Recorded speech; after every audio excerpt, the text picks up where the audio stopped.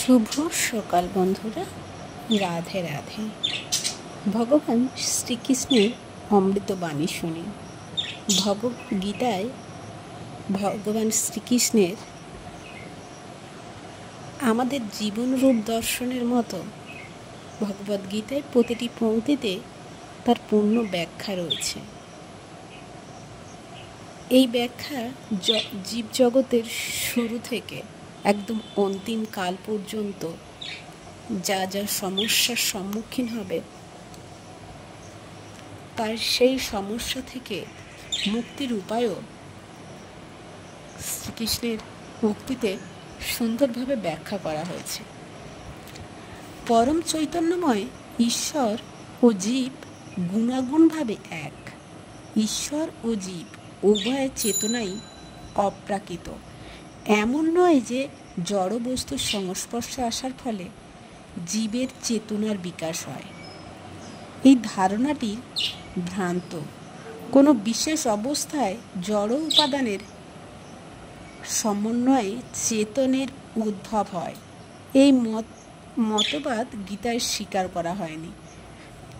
জড় প্রকৃতির প্রভাবে চেতনার বিকৃত প্রতিফলন হতে পারে এবং তা অনেকটা রঙিন কাঁচের মতো। জড় প্রকৃতির দ্বারা প্রভাবিত বা কুলুষিত হয় না।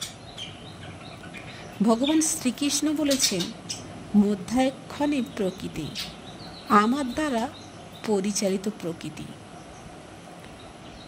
তিনি যখন এই জড় জগতে অবতরণ করেন তখন তার চেতনা জড় প্রকৃতির দ্বারা প্রভাবান্বিত হয়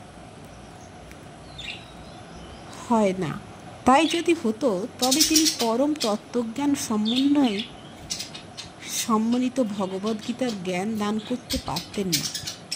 জড় প্রকৃতির দ্বারা কলুষিত চেতনার প্রভাব থেকে মুক্ত না হওয়া পর্যন্ত অপ্রাকৃত জগৎ সম্বন্ধে কোনো জ্ঞান ব্যক্ত করা যায় না।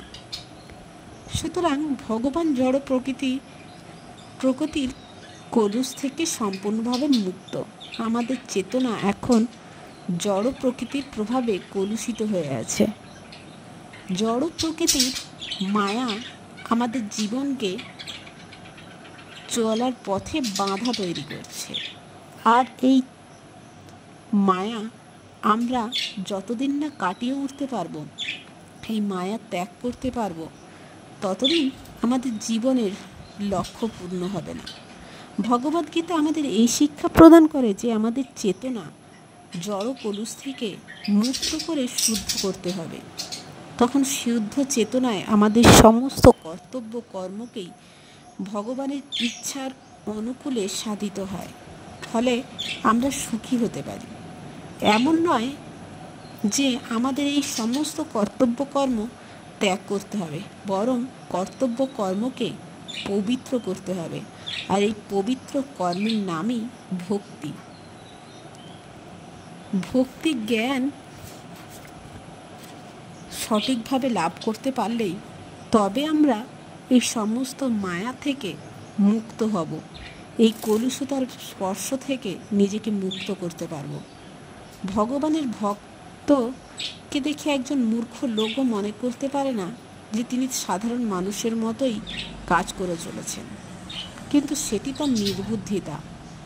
সে বুঝতে পারে না ভগবত ভক্ত অথবা ভগবানের কার্যকলাপ অপবিত্র চেতনা বা জড়ের দ্বারা কলুষিত হয় না। আমাদের এই চেতনা এখন কলুষিত। যখন আমরা জড়ের প্রভাবে কলুষিত থাকি, তখন আমাদের এই অবস্থাকে বলা হয় বদ্ধ অবস্থা। আর আমরা এই বদ্ধ অবস্থা থেকে মুক্ত হতে বা মুক্ত করার চেষ্টা নিজেরা কখনো করিও না। আমরা এই জড় বদ্ধে আবদ্ধ হয়ে থাকতে চাই, তাই আমাদের এত দুঃখ দুর্দশা, তাই আমরা অসুখী। এই জড়র প্রভাবে নিজেদের কলুষিত করে রেখেছি বলেই। তাই চেষ্টা করুন নিজেকে এই জড়ের বন্ধন থেকে মুক্ত করা, তবে অপার শান্তি অনুভব হবে হৃদয়ে। রাধে রাধে।